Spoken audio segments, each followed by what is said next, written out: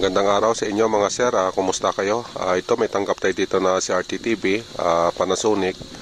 Ito malaki ito, nasa 24 inches. Ito mga sir, share ko lang sa inyo kung ano ang problema ng TV na ito. Baka sakali na makabigay sa inyo ng idea. Ito bago natin buksan, plug in muna natin para malaman natin kung ano ang gagawin natin dito. Ito mga sir, plug ko lang. Ayan na, naka-plug na yan. Ayan mga sir, yung kanyang indicator, may kulay green naman. Kaya lang wala tayong napansin na screen dito. Try natin pindot ng channel kung mag-on ito. Ayan mga sir, wala. Try natin patayin. Ayan. Tapos power on natin ulit. Ayan mga sir, wala nang power. Ayan, nawala na yung kanyang indicator light. Abnormal kasi yung indicator light niya. Dapat kasi pag bagong saksak ito, dapat kulay red muna siya. Tapos yung magkukulay green. Pero ito pinatay natin, ayan na. Ayan. Ayan, may lumalabas naman na kulay green, yellow green. Kaya lang, ayan, parang nagkukurap-kurap lang siya. Ayan mga sir, ito yung gagawin natin. Alamin natin kung ano ang dahilan nito, bakit nagkaganyan yung kanyang indicator light. Ito, buksan ko lang. Ito mga sir, nabuksan na natin ang unit. Ito yung kanyang pinaka driving board na ginamit dito. Kung makikita nyo, dalawang board na ginamit niya. Mayroon doon sa unahan, mayroon din dito sa likuran. Ayan, napakalaki ng board niya kasi nga napakalaki niya rin, napakalaki ng unit na ito.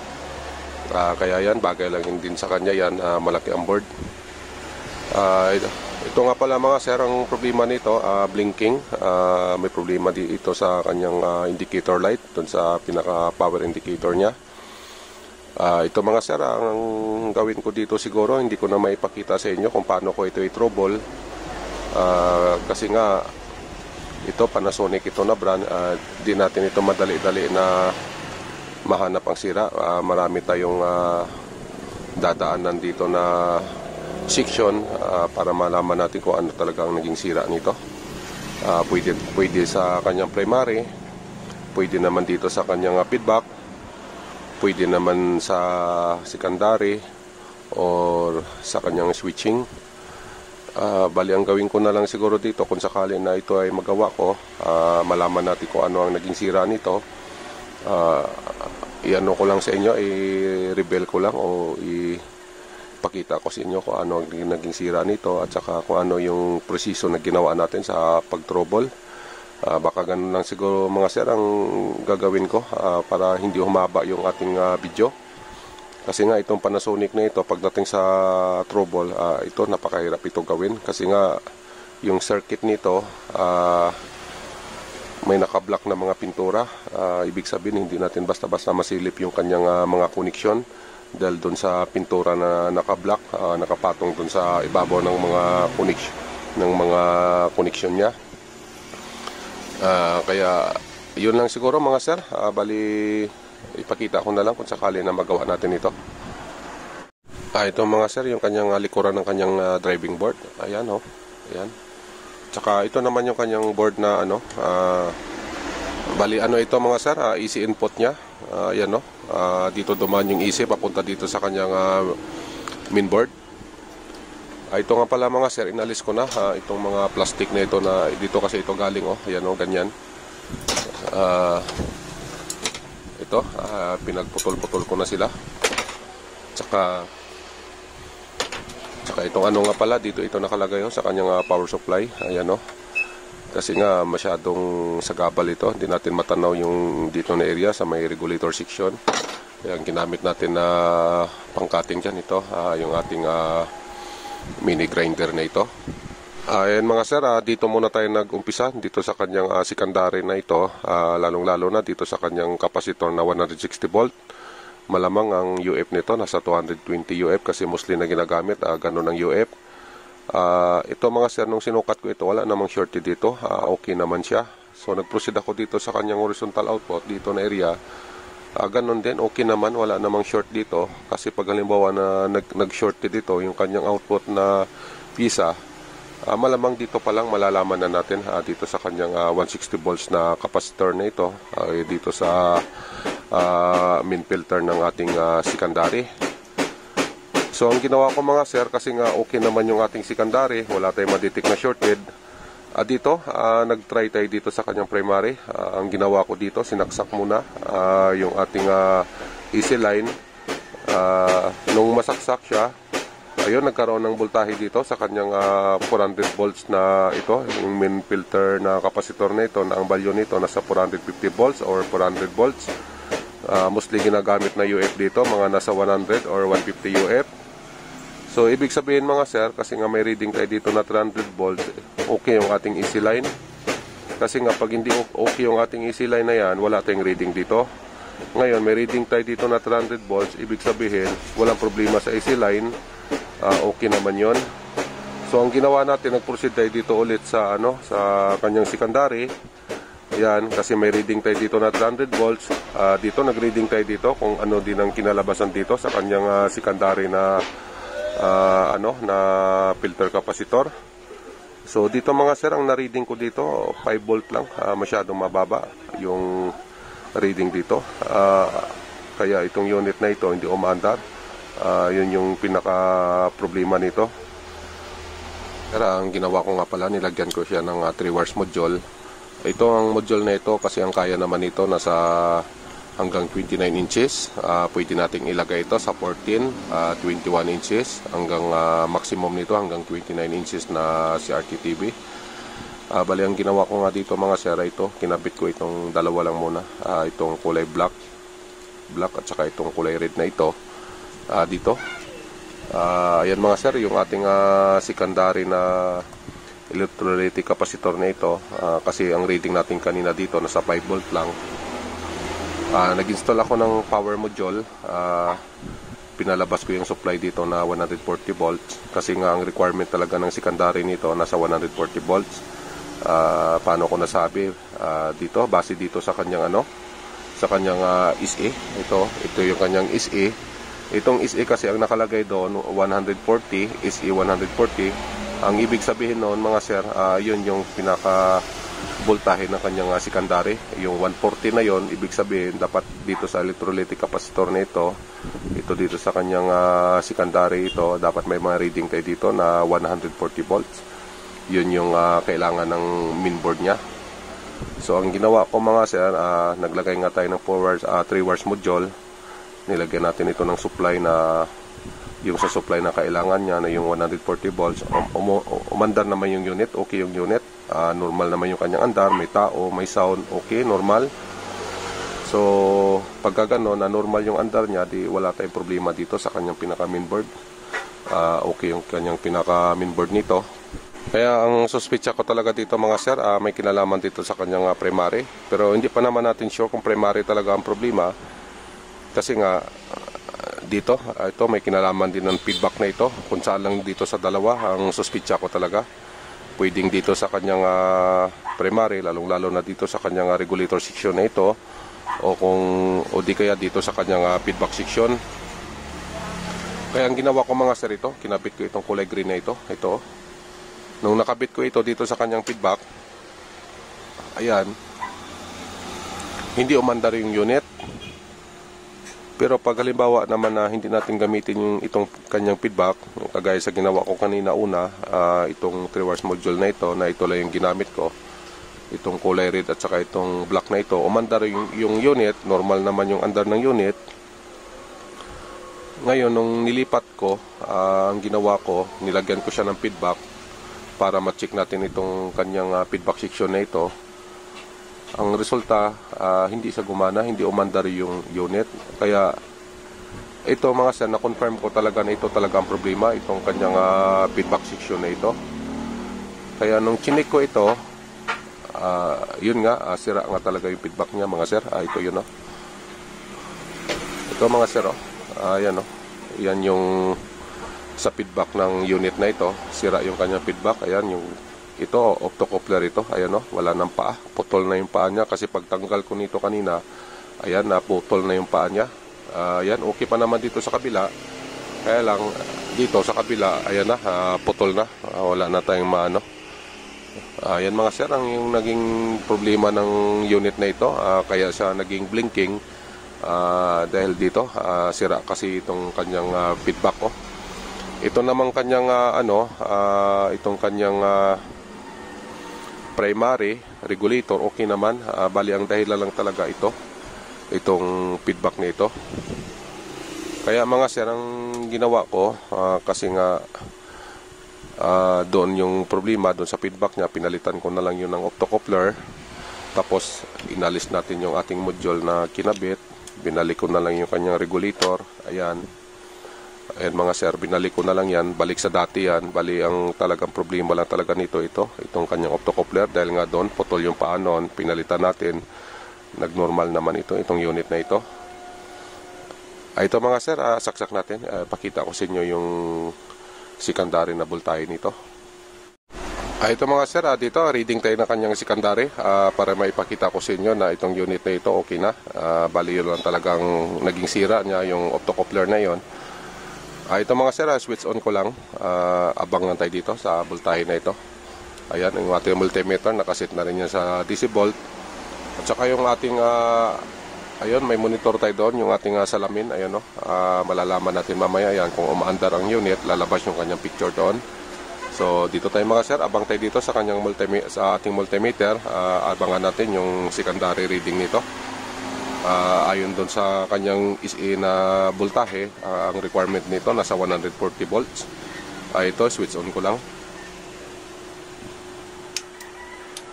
Ayan mga sir, na-switch on ko ron, lumagtik na yon. Ayan nasa 141 volts yung kanyang secondary output.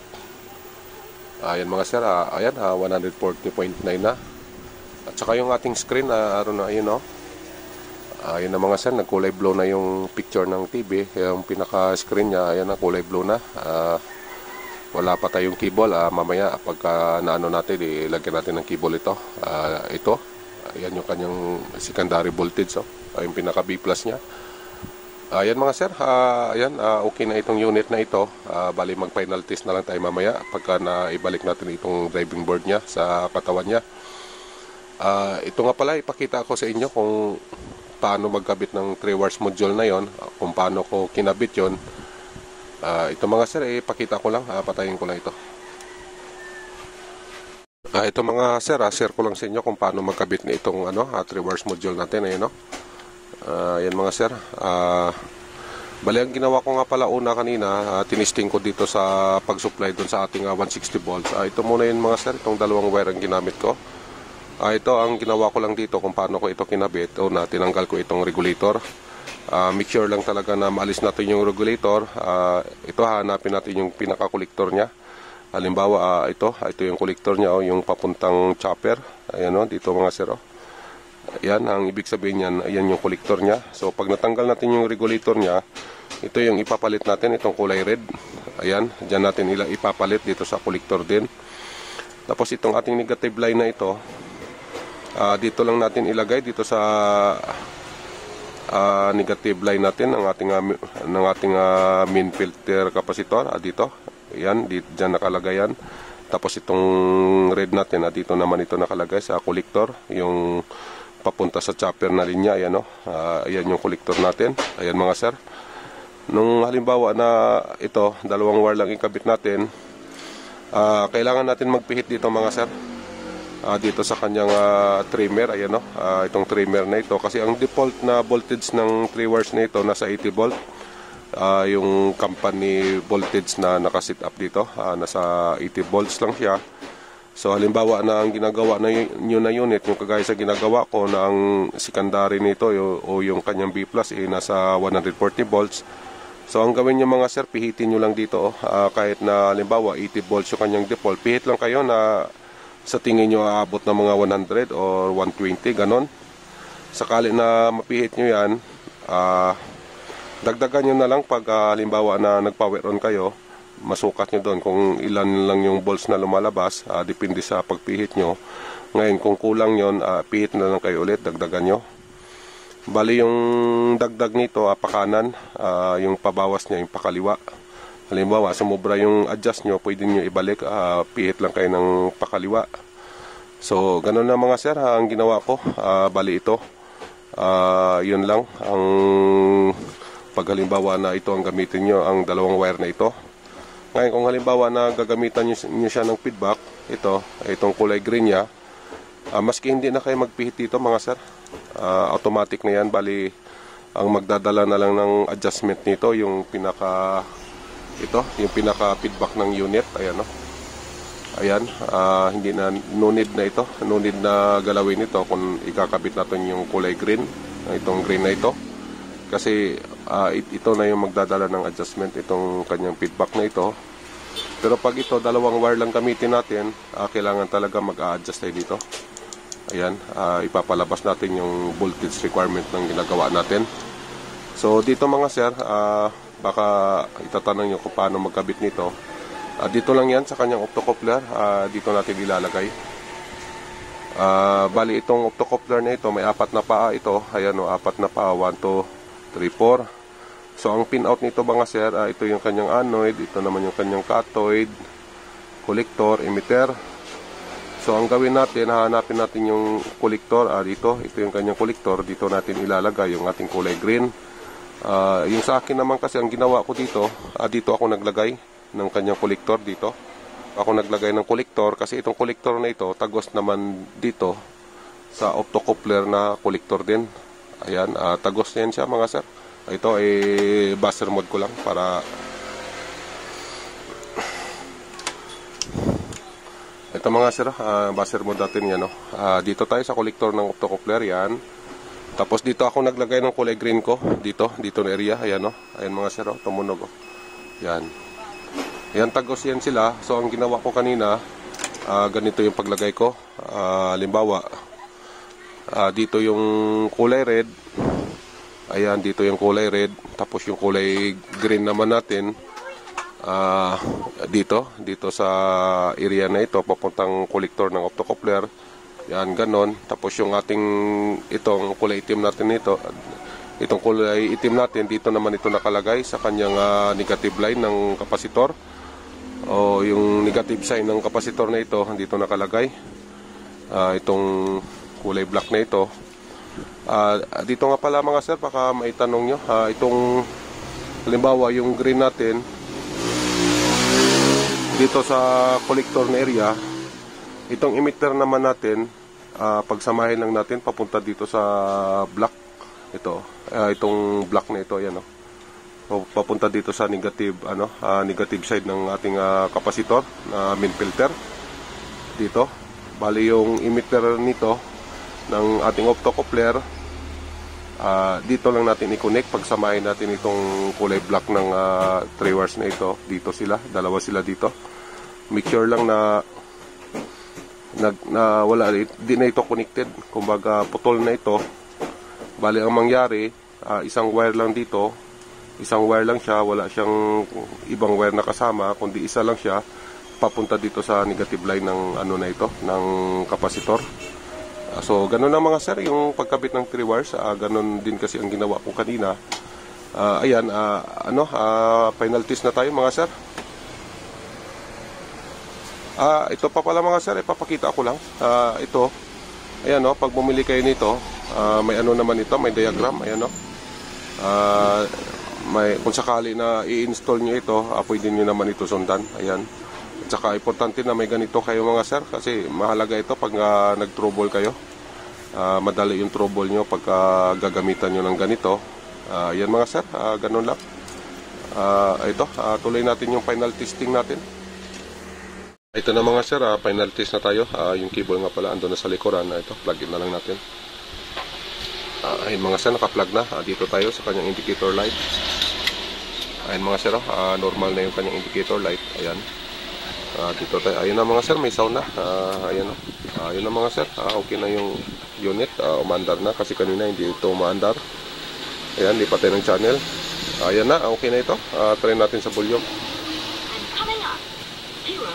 Ayun mga sir, okay na. Bali ang gawin ko na lang dito, obserbaran ko na lang ito kasi wala pa namang takip yon. Kahit mga 30 minutes o isang oras na observe natin, okay na ito. Pwede na natin ito ibigay sa may-ari. Yan lang mga sir, ganun lang ang ginawa natin na proseso sa ganun na problema ng TV na ito na blinking yung kanyang indicator light. So ganun lang yung naging problema at saka ganun din yung proseso sa pagre-repair natin. Ayun mga sir, salamat nga pala sa oras, sa pagbigyan niyo ng oras sa aking channel. At saka ayan, mag-iingat na lang kayo lagi. God bless sa inyong lahat. Hanggang dito na lang mga sir, bye bye na.